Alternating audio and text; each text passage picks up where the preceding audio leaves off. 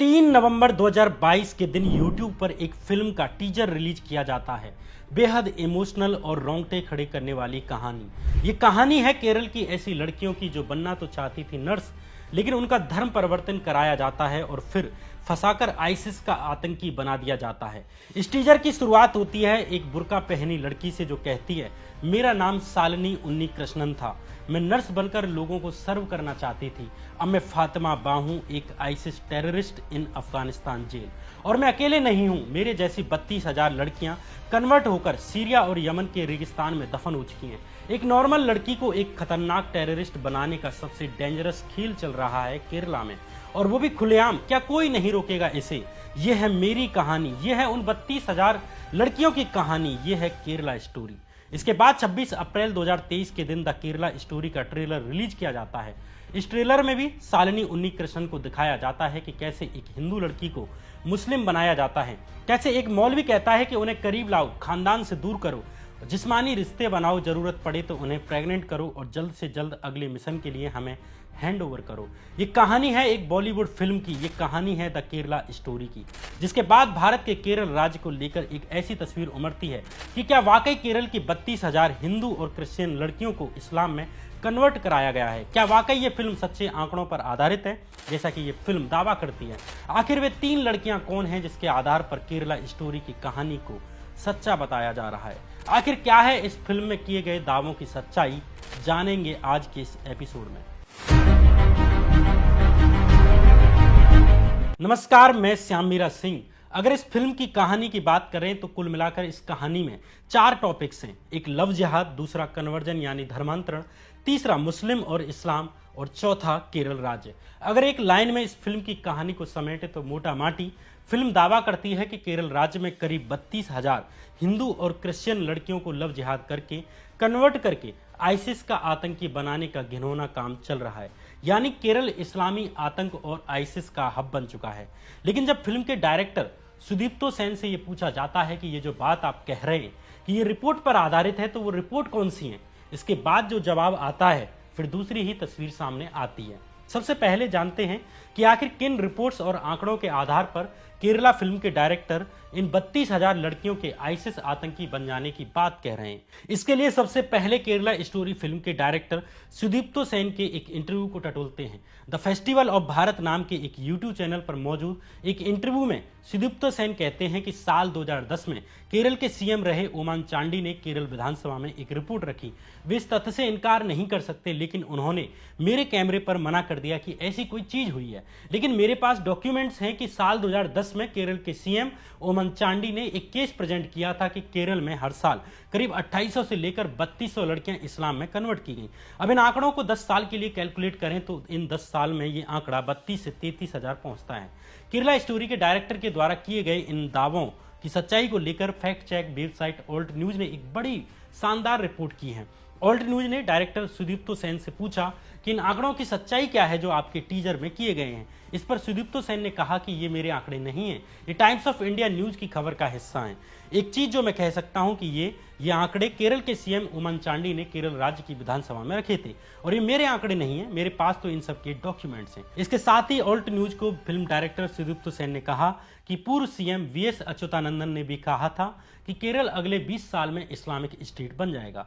Alt news media संस्थान के अनुसार उन्होंने फिल्म डायरेक्टर के इन दावों के बाद इस खबर को ऑनलाइन खोजा, लेकिन किसी भी मीडिया संस्थान की ऐसी कोई रिपोर्ट नहीं मिलती जो कहती हो कि केरल की 32,000 लड़कियों ने आईसिस को ज्वाइन किया है। यह आंकड़ा इतना बड़ा है कि अगर किसी राज्य का सीएम ये बात कहता तो जरूर ही ये खबर वेबसाइटों की हेडलाइन बनती, अखबारों की हेडलाइन बनती, लेकिन ऐसी कोई रिपोर्ट ऑनलाइन नहीं मिलती है।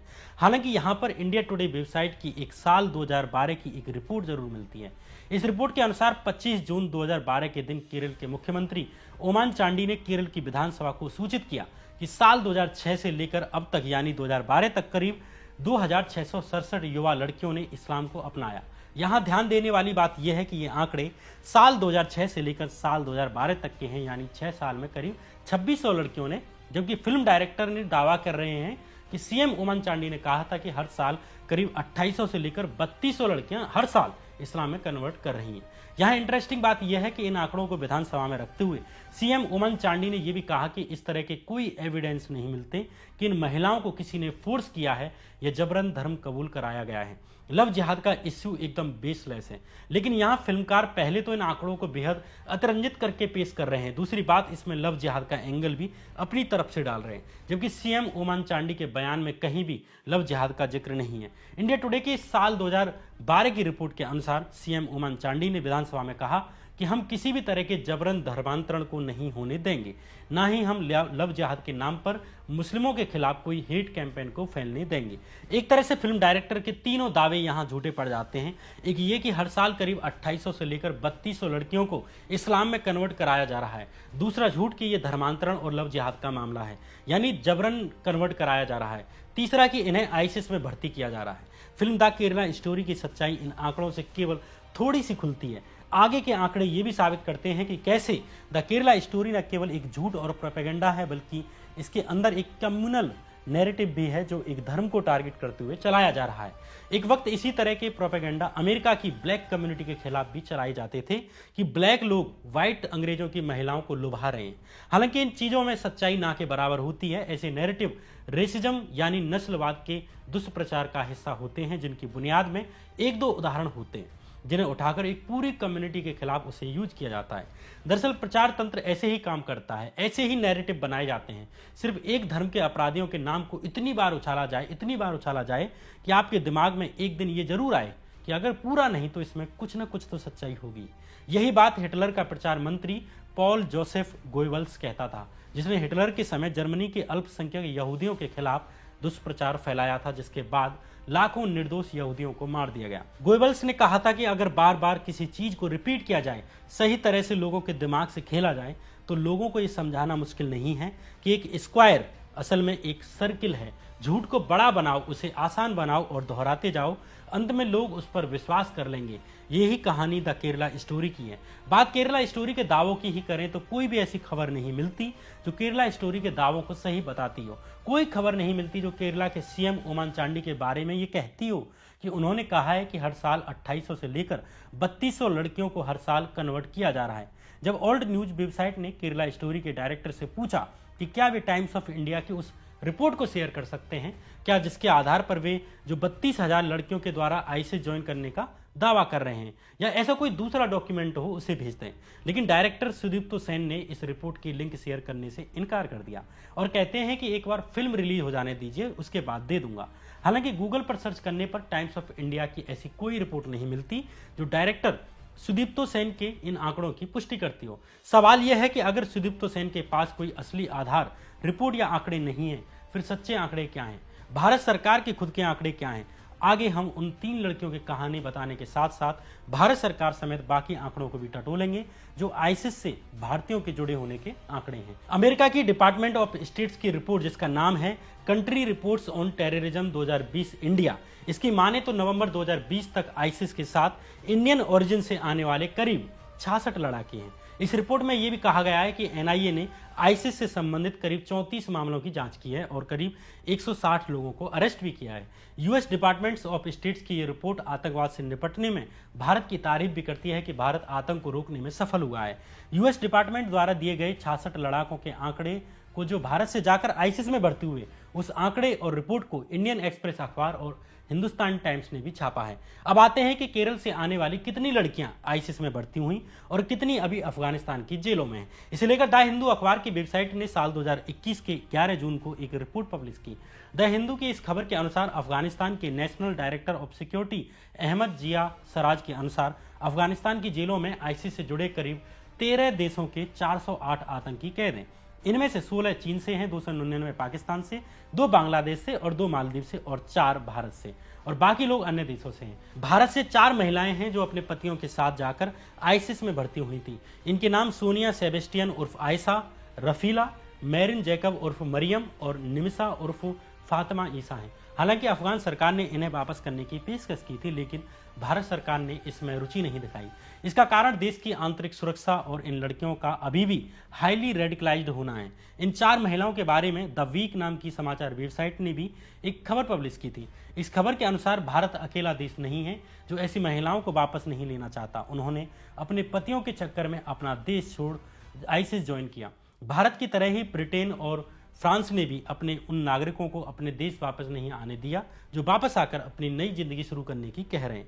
ब्रिटेन और फ्रांस में इसे लेकर बहस छिड़ी कि ऐसी महिलाओं और उनके बच्चों को वापस उनके देश आने देना चाहिए या नहीं, जो किसी तरह आईसिस के प्रोपेगेंडा के चक्कर में आ गई थी। यह बहस शुरू हुई ब्रिटेन की एक 21 साल की लड़की सामिया बेगम के मामले से। सामिया बेगम के माता पिता ओरिजिनली बांग्लादेश से आते थे और ब्रिटेन में रह रहे थे।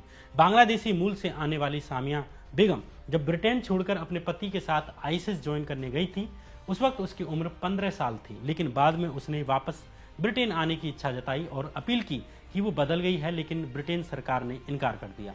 वैसे में सवाल उठता है कि आखिर भारत में आईसिस से जुड़े कितने मामले मिले हैं।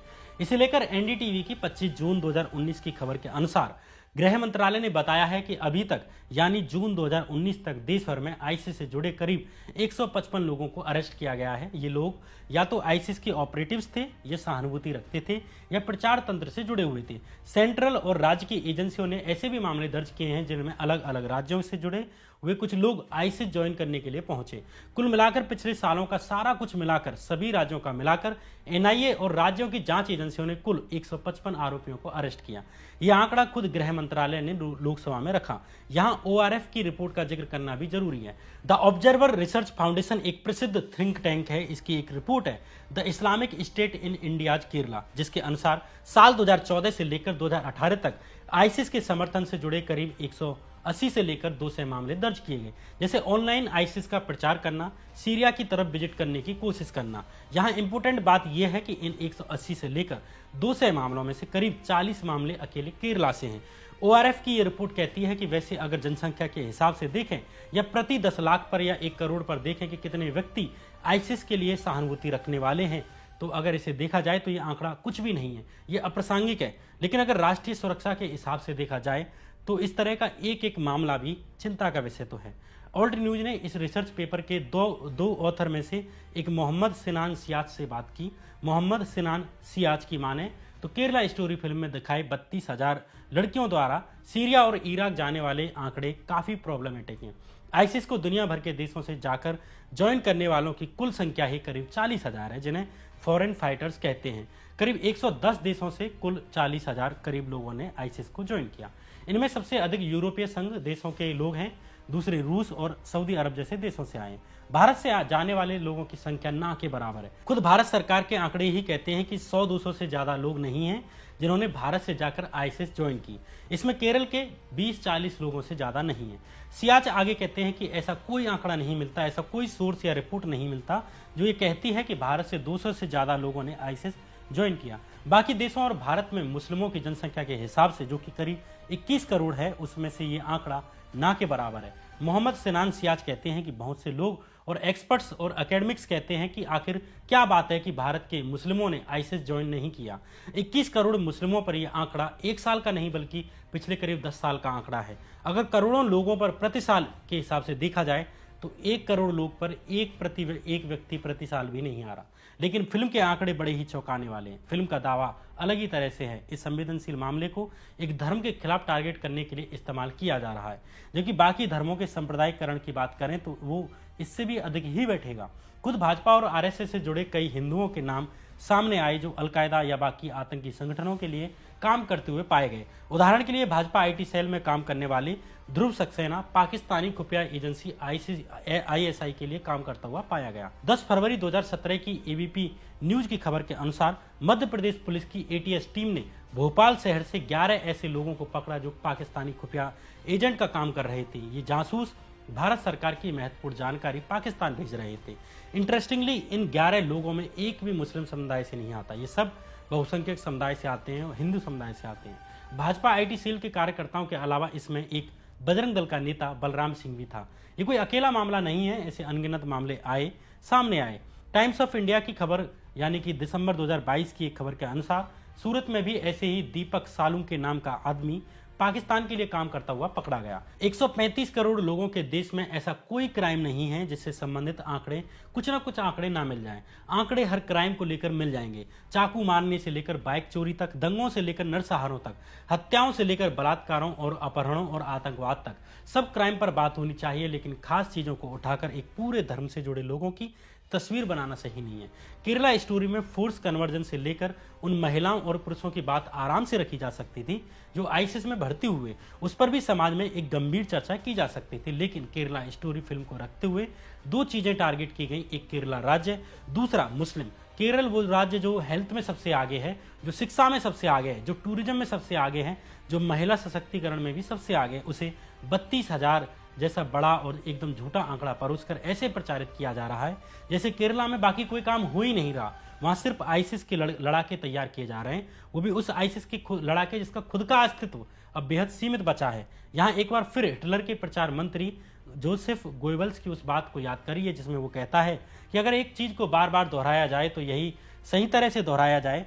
तो लोगों को ये समझाना मुश्किल नहीं है कि एक स्क्वायर असल में एक सर्किल है।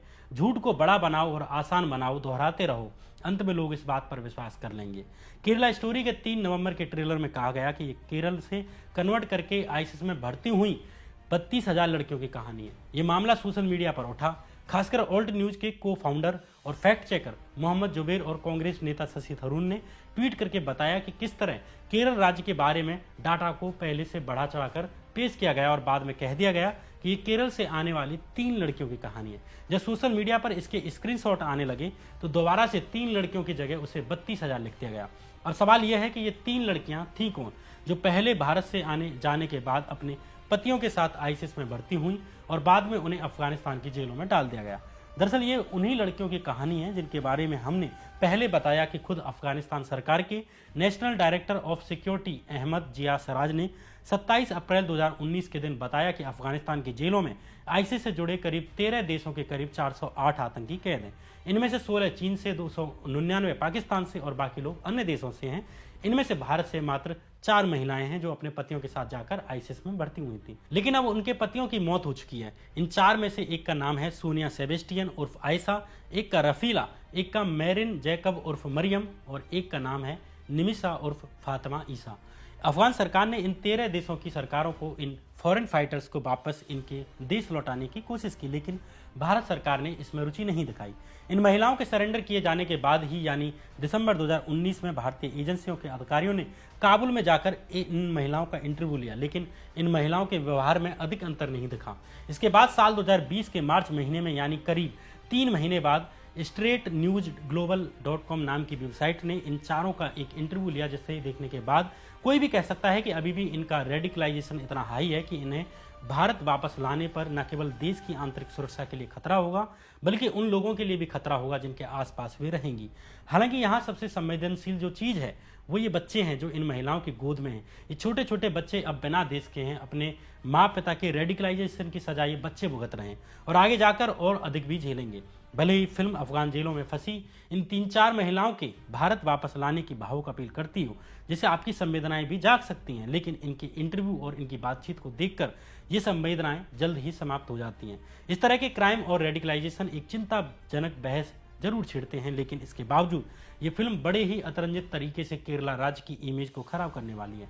ऐसे लगता है जैसे फिल्मकार ने जानबूझकर 32,000 महिलाओं के अफगान जेलों और सीरिया में जाने की अतरंजित बात फैलाई है। सुदीप्तो सेन की ये पहली फिल्म नहीं है जिसमें उन्होंने लव जिहाद और आईसिस को लेकर सनसनीखेज दावे किए हों। इससे पहले भी 2018 में भी सुदीप्तो सेन ने in the name of love नाम की एक 52 मिनट की डॉक्यूमेंट्री बनाई थी। सिनेमा से जुड़ी लोकप्रिय वेबसाइट IMDb पर इस डॉक्यूमेंट्री का सार लिखा हुआ यानी सिनॉप्सिस लिखा हुआ है। इस डॉक्यूमेंट्री में भी सुदीप्तो सेन ने दावा किया है कि एक रीसेंट रिपोर्ट बता रही है, यानी हाल ही की एक रिपोर्ट बता रही है कि साल 2009 से लेकर अब तक केरल से 17,000 लड़कियों ने और कर्नाटक के मंगलोर से करीब 15,000 हिंदू और क्रिश्चियन लड़कियों को इस्लाम में कन्वर्ट करवाया गया है, जिनमें से अधिकतर सीरिया और अफगानिस्तान और तालिबान और आईसिस से प्रभावित अन्य इलाकों में भेज दी गई हैं। यानी इस डॉक्यूमेंट्री में भी सुदीप्तो सेन ने 32,000 लड़कियों के आंकड़े का दावा किया। हालांकि इसमें केरल के साथ साथ कर्नाटक को भी ले लिया गया कि यहाँ से 15,000 और केरल से 17,000 लड़कियां कन्वर्ट हुई और अधिकतर सीरिया और अफगानिस्तान पहुंच गए। अब सवाल यह है कि यह हालिया रिपोर्ट कौन सी है जिसके आधार पर सुदीप्तो सेन ने इतना बड़ा दावा किया है। यह हालिया रिपोर्ट ही नहीं पता चल रही कि कौन सी रिपोर्ट है। जब यही सेम क्वेश्चन ऑल्ट न्यूज ने सुदीप्तो सेन को भेजा कि ये रीसेंट रिपोर्ट कौन सी है जिसको आधार बनाते हुए आपकी डॉक्यूमेंट्री के सिनॉप्सिस में लिखा गया है कि 32,000 लड़कियां कन्वर्ट हुई हैं और अधिकतर सीरिया और अफगानिस्तान चली गई हैं, लेकिन इसका जवाब भी सुदीप्तो सेन ने ऑल्ट न्यूज को नहीं दिया। जब तक ये रीसेंट रिपोर्ट नहीं मिलती तब तक इस डॉक्यूमेंट्री का नाम in the name of love की जगह in the name of recent report कर देना चाहिए, क्योंकि बस ये कह दो कि हालिया रिपोर्ट में कहा गया है और इसके बाद कुछ भी जो मन में आए वो लिख दो, जो भी लोगों का ध्यान खींच सके वो लिख दो। कौन ही देख रहा है कि सच क्या है। ये महज अफवाहें नहीं हैं, ये बेहद खतरनाक भी हैं, क्योंकि ये भारत के उन मुसलमानों के खिलाफ प्रचारित की जा रही हैं जिन्होंने आईसिस या अन्य आतंकी संगठनों के आइडियाज को खारिज किया, उन्हें नकारा। ये फिल्म इस्लाम धर्म की छवि को जानबूझकर एक बड़े ही स्याह नजरिए से पेश करती है। एक फिल्म जो अच्छे संदेश दे सकती थी, जो एक अच्छी बहस छेड़ सकती थी, वो सिर्फ एक प्रोपेगेंडा फिल्म बनकर रह गई। बहरहाल ये कहानी थी केरला स्टोरी की। ये कहानी थी 32,000 महिलाओं के झूठे आंकड़े की, जिनके उदाहरणों को लेकर कुछ सालों तक एक स्क्वायर शेप को सर्कल की तरह बताया जाएगा। ये कहानी फिलहाल यहीं तक। अगर आप इस वीडियो को अंत तक देखते हुए आए हैं तो इस चैनल को सब्सक्राइब कर दीजिए। अपने दोस्तों से भी ऐसा करने के लिए कहिए। अगर आप इस वीडियो को लाइक करेंगे और अपने कमेंट छोड़कर जाएंगे तो इस वीडियो को ज़्यादा से ज़्यादा लोगों तक पहुंचने में मदद मिलेगी। फिलहाल यहीं पर बने रहिए, फिर कोई नई कहानी लेकर आऊँगा। तब तक के लिए नमस्कार।